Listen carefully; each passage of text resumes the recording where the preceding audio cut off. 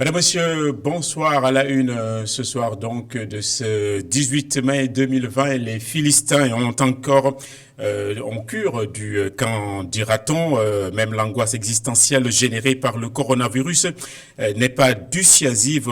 Une bande de faux monnayeurs a été mise hors d'état de nuire à Mbao avec un magot impressionnant de 2 milliards d'euros en toc et en monnaie de singe.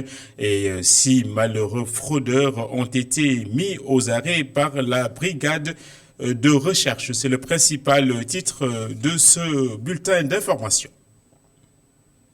Selon donc nos confrères de lasnews.info, le site du quotidien d'information, donc l'AS, un réseau de fabricants de faux billets donc a été démantelé à Mbao. 2 milliards d'euros ont été saisis. Le coup a été réussi par la brigade de recherche de Dakar. 6 personnes ont été interpellées. L'épreuve du coronavirus, donc on le voit, n'a pas freiné l'ardeur donc des fraudeurs et des gens les plus tordus. Le magot, c'était 3 paquets de 50 millions d'euros, un autre paquet de 1 milliard d'euros et un dernier de 900 millions d'euros. Nous y reviendrons. Le voyage donc sans retour, autrement dit la mort, le Sénégal compte 28 morts du coronavirus. Ce lundi, un nouvel avis de décès a été émis par les services sanitaires. Il concerne une dame de 65 ans et un autre homme donc du même âge, 65 ans. 2 décès donc survenus ce jour donc qui est absolument chaud. Selon immédiat.sn, ce que l'on redoutait pour le CIS, c'est le club des investisseurs du Sénégal. Donc, ce qu'on redoutait est arrivé. Une première défection donc dans les rangs de ce club, c'est celle du directeur général de Sagam, Abdourahmane Ndiaye, qui en était membre. C'est un départ consécutif au soutien du CIS à la start-up Akili. Donc, en plein conflit avec la Sénélec. Nous allons parler à présent donc du climat donc dans nos principaux marchés à la veille de la fête de la Korité. Donc c'est en fin de semaine et dans les principaux marchés on fait grise mine, ainsi que nous le dit dans ce reportage ciblé d'Oumou Kalsoumba. Nous sommes au marché HLM. Les vendeurs de tissus, de chaussures ou encore de bijoux ont bien mis en exergue leurs marchandises. Mais ils ne voient pas l'ombre d'un client. Une situation inédite qui s'explique par le coronavirus, une pandémie avec des conséquences socio-économiques. Non, ça, je n'ai jamais vu. J'ai même pas besoin de vous expliquer que la situation est catastrophique. Aucune ambiance. Pas de clients, pas de promotion. Je viens juste pour la forme. Mais sincèrement, les gens ne viennent pas acheter. Cette situation est inédite. Mais que faire ? On n'a pas le choix. Priez pour que cette situation retourne à la normale. C'est vraiment pénible. Non, demain, événement franchement parler. Aboubakri abonde dans le même sens. Il est vendeur de tissus. Avant la crise sanitaire, il avait des chiffres d'affaires par jour de 30 000 francs CFA. Aujourd'hui, il rentre avec 5 000 francs. La situation est difficile. Limite, elle est intenable. Une journée, un client. Vous imaginez ce que ça fait? Moi, je suis père de famille. Avant la crise, j'avais des chiffres d'affaires de 30 000, voire 40 000. Mais aujourd'hui, je me retrouve avec 5 000 francs. Parfois moins. La célébration de la Korité 2020 sera gravée dans les annales. Une fête qui coïncide avec le coronavirus, interdiction de circuler après 21 heures, pas de rassemblement, donc pas de festivités. Les commerçants subissent de plein fouet l'effet Covid-19. Voilà donc visage hagard d'un côté, mais aussi visage réjoui de l'autre. Ce sont donc ceux de nos sœurs et de nos épouses, mais visage caché aussi par le fait du masque, donc qui a beaucoup d'impact sur la beauté et les toilettes de nos sœurs. Reportage donc réalisé par Awa Diop qui n'a pas vocation à maquiller la réalité. On va regarder. Avec le port du cache-nez, se maquiller devient difficile. Elles sont nombreuses, ces femmes qui ne savent plus comment s'y prendre. Cette gérante d'agence de transfert d'argent n'y trouve plus de sens. Ce n'est plus la peine. Parce qu'en quelque sorte, avec le masque, on n'a plus besoin de se maquiller, franchement. Certes, l'heure est au retour au travail pour beaucoup de femmes. Durant cette période où la vie revient petit à petit à la normale, se maquiller n'est toujours pas à l'ordre du jour avec la moitié du visage derrière un masque. Non, je ne pense pas. Ah, du moins, c'est mon avis à moi, je ne pense pas. Sincèrement, vu que tu as le masque, donc je me dis que le maquillage, c'est pas la peine. Visiblement nostalgique du fait de se pouponner et se faire belle tous les matins, Madame Fall prie fortement pour la fin de cette crise sanitaire.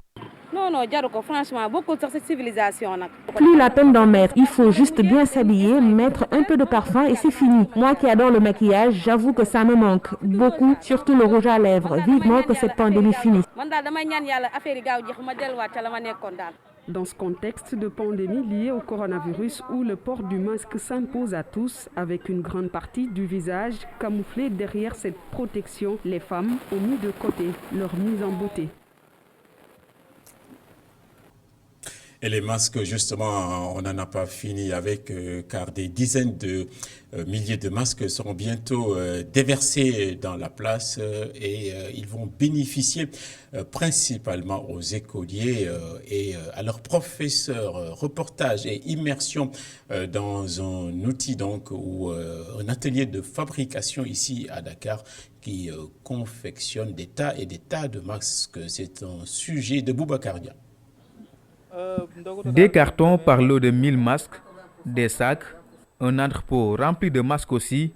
En gros, 300 000 masques sont déjà confectionnés pour les élèves et le corps professoral pour la rentrée du 2 juin.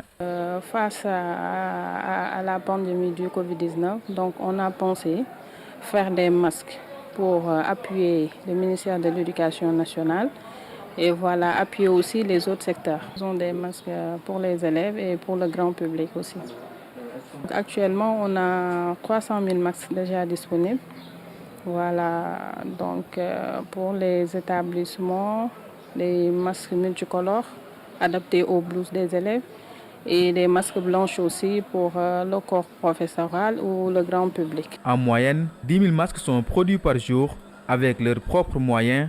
Même s'ils ne font pas partie des unités de production pour la confection des 10 millions de masques annoncés par le chef de l'État. Ce n'est pas l'État qui nous a demandé de faire. On a fait des masques de nos propres moyens. Voilà, il y en a qui nous sollicitent pour travailler avec eux. Mais jusqu'à présent, donc, on continue la production pour vraiment voir mieux, quoi. Voilà, parce que là, notre premier cible, c'est les élèves d'abord. Donc, on veut vraiment habiller les élèves de masques avant la rentrée du 2 juin. Voilà, ça c'est notre cible aussi. Ces 300 000 masques, on l'a fait en espace de 1 mois. Voilà, parce que là, nous tournons sur une production journalière de 10 000 masques. On sort 10 000 masques par jour. Voilà. Ces 300 000 masques seront distribués aux élèves et aux enseignants sur l'étendue du territoire national avant le 2 juin, date à laquelle les élèves en classe d'examen sont appelés à reprendre les cours.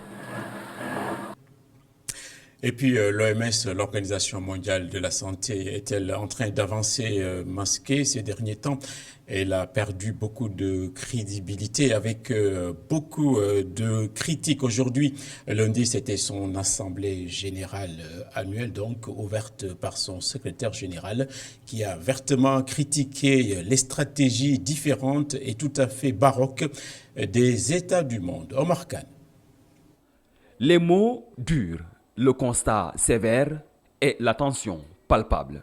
Le secrétaire général de l'Organisation des Nations Unies, Antonio Guterres, a ouvert le bal de l'Assemblée mondiale de la santé, critiquant les stratégies divergentes adoptées pour lutter contre la pandémie de Covid-19. Les pays membres de l'OMS ont quant à eux appelé à ce que le vaccin contre le coronavirus soit un bien public mondial. Antonio Guterres est formel, je cite, « De nombreux pays ont ignoré les recommandations de l'Organisation mondiale de la santé.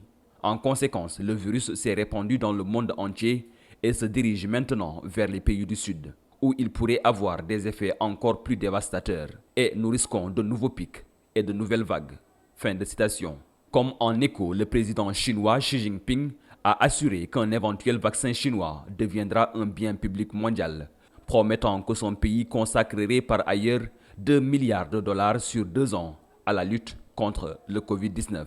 Dans un message vidéo, le président français Emmanuel Macron a également affirmé que si un vaccin est découvert, il sera un bien public mondial auquel chacun devra pouvoir avoir accès. Lors de cette première réunion virtuelle de son histoire, l'Organisation mondiale de la santé a assuré qu'une enquête indépendante sur la réponse apportée à la pandémie de coronavirus sera ouverte au moment approprié. C'est une annonce de Tedros Adhanom Ghebreyesus, directeur général de l'OMS. Cette réunion ressemble 194 pays membres de l'OMS et se tient virtuellement pour la première fois de son histoire. Voilà, l'OMS donc décrédibilisée par le fameux virus ici au Sénégal. L'horticulture pourrait être en pleine déconfiture. Invité aujourd'hui de e-radio avec Alassane Samba Diop, le docteur Macoumba Diouf, directeur de l'horticulture du Sénégal, a pointé beaucoup de chiffres alarmants concernant les stocks de production en souffrance, aussi bien dans la vallée du fleuve que dans la grande zone des Niayes. On va l'entendre. On a proposé 2 solutions. La première, c'était d'envisager que les stocks en souffrance, qui étaient évalués à peu près à 37 000 tonnes pour l'oignon, 4 000 tonnes pour la pomme de terre, un peu moins de 500 tonnes pour la carotte et 500 tonnes aussi pour le chou, puissent être achetés dans le cadre du programme Force Covid-19 et mis à la disposition des populations, notamment dans les zones où la malnutrition est devenue presque endémique. Ça permettrait, n'est-ce pas, à ces producteurs de gagner de l'argent, de ne même pas avoir besoin de cette aide, d'aider d'autres, de payer leurs dettes, parce que quand même ils prennent des crédits à la banque pour aller en campagne, parce que l'horticulture nourrit son homme. La deuxième solution, c'était que des commerçants, une douzaine, qui s'étaient engagés à acquérir ces stocks pour les garder et les commercialiser au fur et à mesure, puissent bénéficier d'une ligne de crédit revolving, 2 milliards de francs CFA, qui devrait être mis à disposition par l'ADER et la LBA. C'est vrai que pour des questions d'intérêt, 8%, 6% demandés par les autres, il y a un peu quelques discussions, mais nous avons espoir que cela va aboutir. Voilà, la crise donc comporte beaucoup d'externalités négatives et en ces temps de crise, chaque homme, chaque être vivant est un laboratoire d'idées. Également invité d'e-radio ce matin, un ingénieur et agriculteur également a préconisé la maîtrise de l'eau et des énergies photovoltaïques. On va l'écouter. D'abord, 60% de la population vit en milieu rural. 60% de notre population vit en dessous du seuil de pauvreté. Et donc, quelles que soient les politiques économiques ou les politiques en général, si ces politiques n'ont pas pour incidence de tirer nos parents vivant en milieu rural et vivant essentiellement ou quelquefois exclusivement d'agriculture, les tirer vers le haut, nous ne pouvons pas nous développer. Maintenant, il y a plusieurs voies possibles et pour ma part, je militerai pour une voie qui vise d'abord à la maîtrise de l'eau. Parce qu'on ne peut pas parler d'agriculture et continuer à faire de l'agriculture comme nos aïeux, nos grands-parents le faisaient. C'est terminé. On ne peut pas développer un pays en vivant, en travaillant 3 mois. Et pour les 9 autres mois, on se tourne les pouces. C'est impossible. Deuxième solution, tout de suite après, c'est la maîtrise d'énergie. En attendant que notre gaz ou notre pétrole fasse de l'effet, il nous faut importer. Nous dépendons des carburants fossiles pour ça. Et donc, mon point de vue est que pour pouvoir asseoir une agriculture durable, il faut maîtriser l'énergie, il faut mettre le cap sur les énergies renouvelables, notamment l'énergie solaire. La musique, on le sait bien, donc pour terminer ce journal, c'est un art majeur et c'était avant l'apanage des génies, les DJ, les disques jockeys donc sénégalais qui en vivent beaucoup et officiant dans les boîtes de nuit et autres cabarets sont en train de souffrir donc une détresse majeure. Le slogan « Restez chez vous » les a confinés. et les amis dans un état second. Reportage consacré donc au DJ en ces temps compliqués de Oumar Khan. Ils ont l'habitude de travailler la nuit et de dormir la journée. Coronavirus oblige, depuis quelque temps, les choses ont changé. Les disques jockeys communément appelés DJ sont presque au chômage.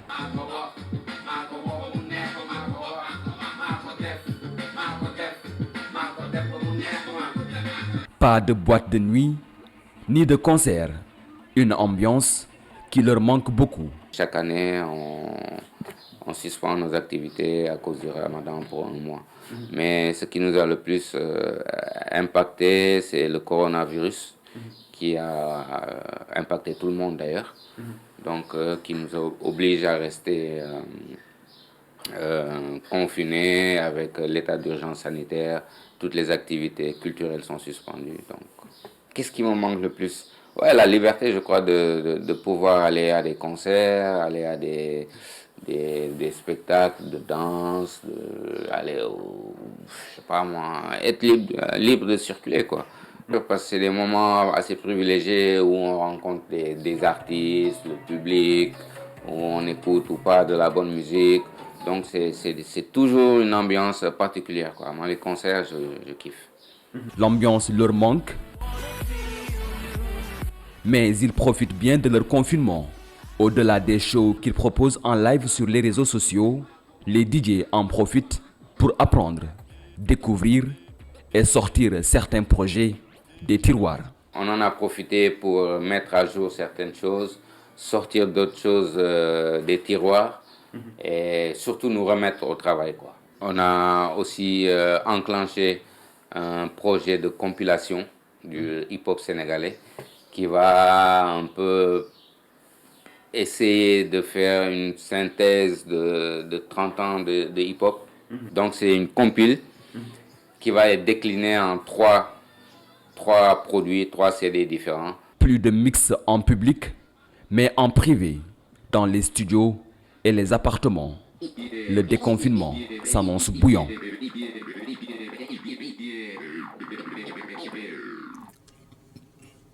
Voilà, merci beaucoup Oumar Khan pour ce sujet parfaitement original. Khalifa, je vous redonne l'antenne en vous précisant que l'époque n'est pas certainement à la danse ni même à l'allégresse. Rebonsoir Khalifa.